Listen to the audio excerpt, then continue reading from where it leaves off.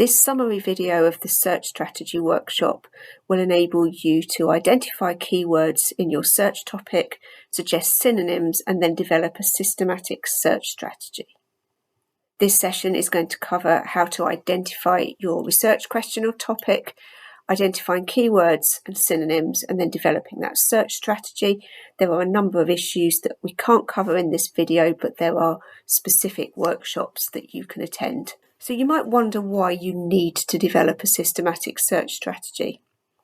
The list of assignment types on the left-hand side are all assignments that you need to be able to search systematically, because you need to produce a report of your search results on your particular topic as part of that assignment.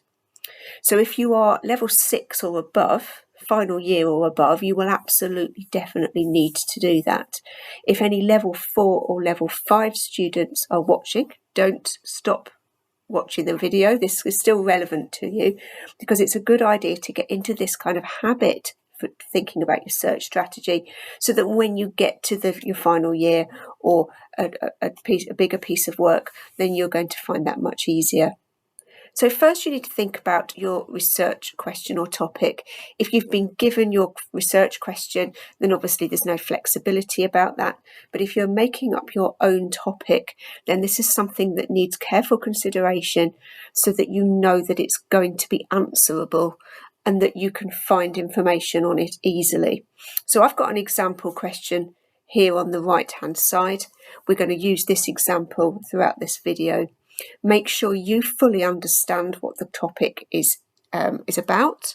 And it's a good idea to carry out a scoping search. Just pick the main keywords from the question, pop them into library search, and just see what comes back, so that you've got an idea of what research is out there on this particular topic.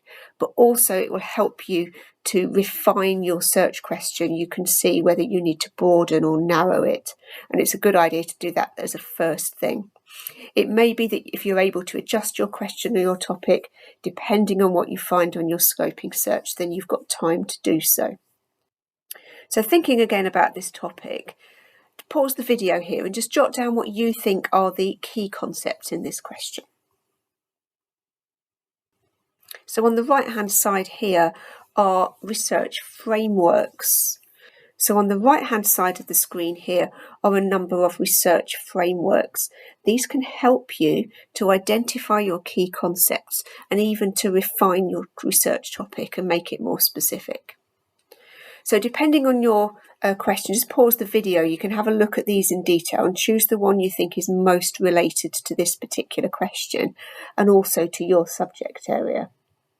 See if you can match one of these research frameworks to this question. Which one would be most appropriate? When I asked you to write down your key concepts, hopefully you wrote down something similar to what's on the screen here. Microplastics, environment, and pollution. Now you might have written impact instead of pollution, and that makes sense because the word impact is in the question, but the impacts are implied by the research. The research is going to demonstrate the impacts of that intervention. So actually, it's an implied concept. You don't need to include it. Whereas pollution is implied but isn't mentioned and is actually a key concept. Microplastics have caused an impact because of pollution. That word isn't in the question, but we know that as a fact already. So it's a good idea to include that particular word. So thinking again about the framework we could match to the key concepts in this question. Which one did you match it to? I've chosen CMO. The context is the environment. The intervention is the microplastics. The mechanism is by pollution from those microplastics. And then the outcome is what we want to find out, is the impacts that intervention has had on the environment. Now, although this one's commonly used in business, it works really nicely for this particular situation, this particular topic. Now, matching those frameworks allows you to identify those key concepts really clearly. And if you can't match it to any of the frameworks, then your question may need a bit of tweaking in order to make it easier to search and easier to discuss once you've got into your research.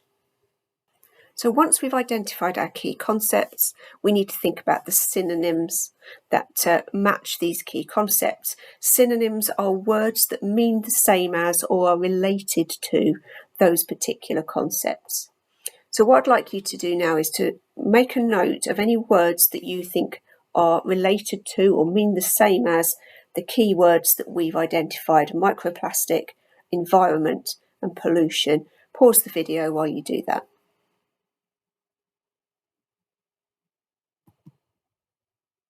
So these are the synonyms that I've identified for microplastic and for environment and pollution. It's a good idea to really explore these at this stage. Another scoping search at this point would be a good idea as well, because actually it's a really good way to identify other ways of describing these concepts. You will find phrases and words that you hadn't thought about each time you do a new search and explore a new range of articles. So doing that at this stage is a really good idea to expand your list of synonyms. So the next thing to do is to think about the search tools that you can put into place. So the search tools are speech marks, an asterisk, and a question mark, a wildcard.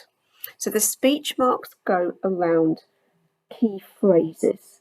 So I'll show you the search tools that I've put in place on my synonyms. We can see I've got one key phrase with speech marks around it here, and that's natural environment. That is a phrase that I want to know if an author had used that specific phrase. If I don't put the speech marks in, the database will look for natural and environment, but not necessarily together, so they might not be related. All of my others are single word phrases or single words. So all of my others are single words, so there's no need to put speech marks around them. So just take a moment to have a look and see if you've got any two-word phrases in your synonyms and put the speech marks around them if you do.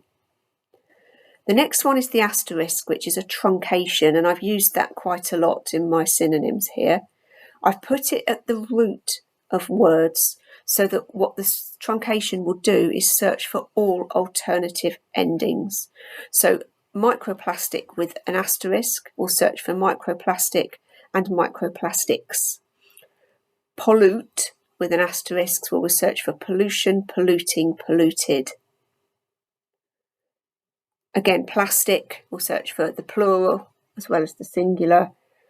We've got ocean, oceans, oceanic, coast, coastal, and contamination, contaminated, contaminating, etc.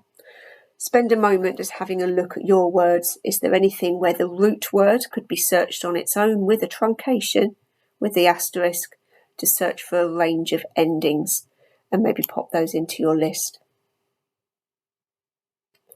Now the final one is the wildcard, the question mark. I haven't got an example of that on the screen here because there wasn't one that was relevant. But this is to be used when there's an alternative spelling. So some American spellings are different to British spellings, for example. If we think of the word colour, and within America they spell it O-R at the end, but we spell it O-U-R. So in place of the O and the U, put a question mark in, C-O-L question mark R, and that will search for both types of spelling of that particular word. So if you've used any words that are spelt differently in different situations, just have a look to see if you could use the wildcard anywhere. Now, once your search tools are in place, we can think now about Boolean operators, the words and, or, and not. And will narrow the search. So we can say microplastic and environment and pollution. So if you're level 4 or level 5, that tool in itself is going to really help you to do your research for your regular assignments, even before you need to do a systematic search strategy. So that is really important to remember. If you don't have many results, however, the word or is going to broaden it. So microplastic or synthetic or acrylic or artificial will then mean that you'll have a higher number of search results come back. And you can use not as well. You don't need to use this one, but it might be useful. So it includes a word from that search. So I've put not infect, and then I've put the truncation. So I don't want infected or infection or infecting. When I did a scoping search for this topic, I was getting quite a lot of results that were related to health or medical issues about infections caused by microplastics. That's not what I'm interested in. I'm interested in effects on the environment, not effects on human beings in that context. So I can exclude that word from my search.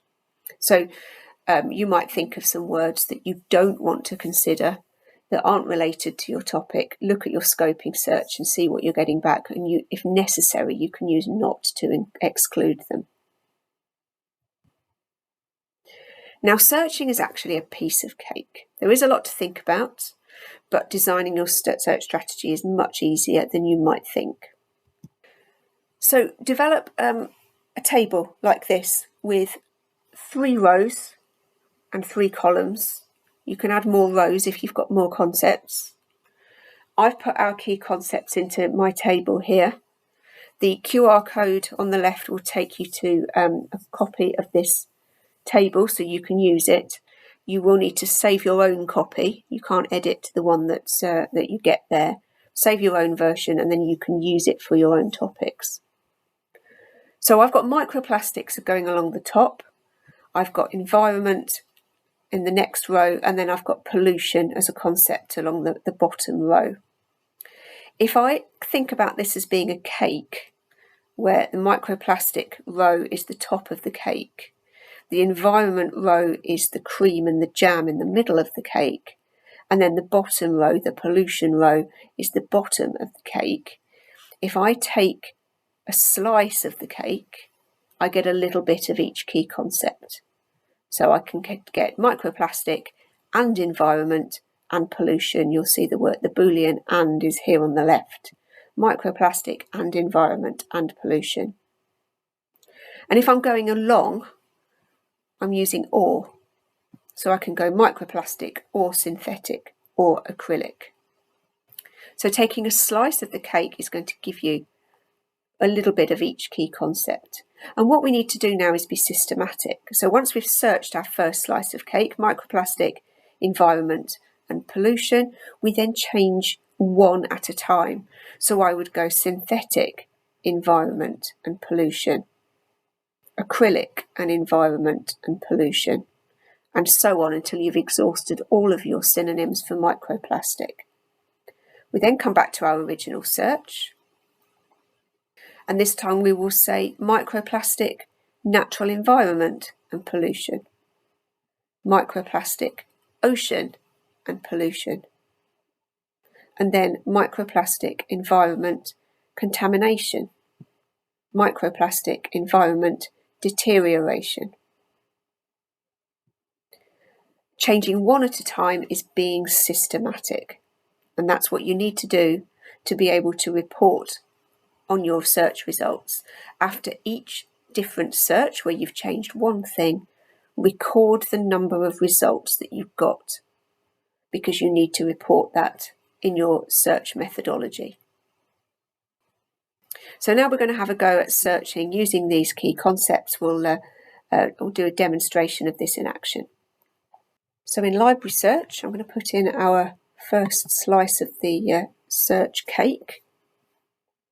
Filter by journal articles under content type, and it's always a good idea to put a date filter in of maximum 10 years, although of course if your research topic requires a wider range or a more narrow range, then obviously adjust that accordingly.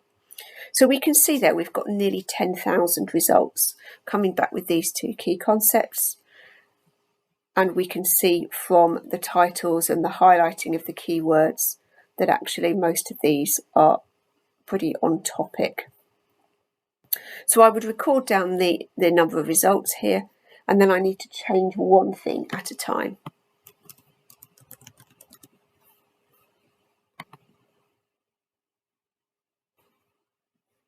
This time we're getting results related to synthetic pollutants. We're definitely talking about the environment. Again, really good focused search. Let's try changing another concept.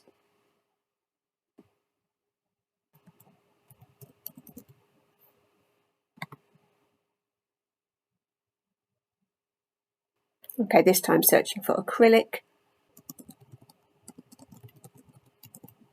So returning to my original search, this time I'm going to change a different key concept.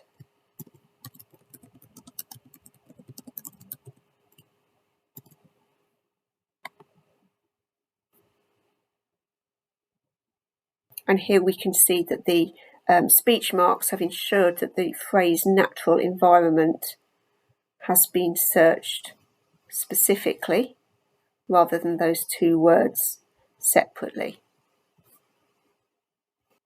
And we need to change our word again, just one word, one synonym at a time. And now we're getting specific results related to a key environment, to the ocean environment. Now, we have received quite a lot of results for these. I think that's because there's been a lot of research into this area. So obviously we're getting a lot of results back. If that's the case, then you can change your publication date filter to be more recently, the last 5 years perhaps. You can decide on which particular area you want to focus on, and you add in some extra keywords to narrow that down, to focus that more specifically. Of course, you also need to change all of the concepts out. I've only done the first two. You need to make sure you changed the search so that you covered absolutely every word in your synonym list. Another way you can do this is by using all of the ORs at the same time. By building your search in Word like this, and then building in brackets around each of the key concepts. So I'm putting brackets around all the words that are separated by ORs. Of course, I've still got and in between each of the key concepts. Change the spacing so it is now a search string. I can copy this, paste it into library search, and then I can get all of the results together. So this search strategy can also be employed using our databases. So going to our database list. So because this is an environmental question, it'd be a good idea perhaps to use scientific databases. So we've got lots of options here. Let's have a look at Science Direct.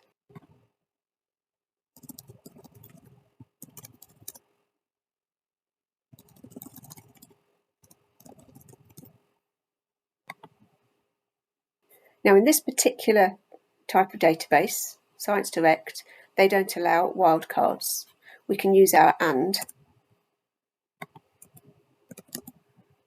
but we can't use those truncations. Most of the databases you can. Science Direct, they don't allow it. Let's try again. Okay, so now we're getting lots of results. We can filter a date range.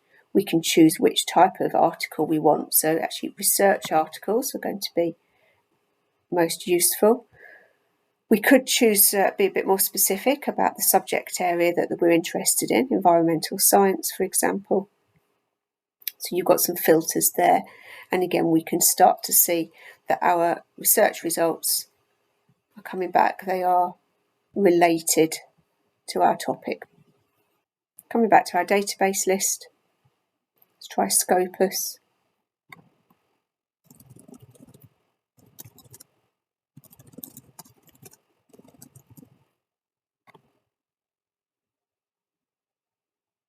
So this one does allow the wildcards, so we can keep those in. Again, we can change our date range. We can choose our topic and our document type like we could before. With both databases, we can then start to swap in those search terms so that the search becomes systematic. Now the databases have got additional filters here because you can actually say, I can build my search here. So I can say microplastic and environment and pollution. And we can be specific about where in the document that particular word is. So if it's in the title and the abstract and is one of the pinned keywords on that document, then that's really likely that that word is going to be a keyword for this topic. You can also change these for all or not, so you can build your search in this way. Databases also allow you to save your searches, set up an account so that saves to your account, and that means you can rerun the search in a few weeks' time, see if there's anything new published on that particular topic. So hopefully that's helped you today to give you some pointers in developing your own search strategy and how to make it systematic. The best thing for you to do now is to have a go. Keep practicing. It's not necessarily an easy process, but the more you do it, the more you try searches, the more familiar you will become with the process, and the easier it will be. We have a search strategy fact sheet. Go to our academic study skills pages, and it's actually in this guide to systematic review. There's a search strategy fact sheet here that goes through these steps, helps you with the frameworks, helps you to identify synonyms, and then how to build a systematic search. So that's another resource that you may find useful. Good luck with developing your search strategy.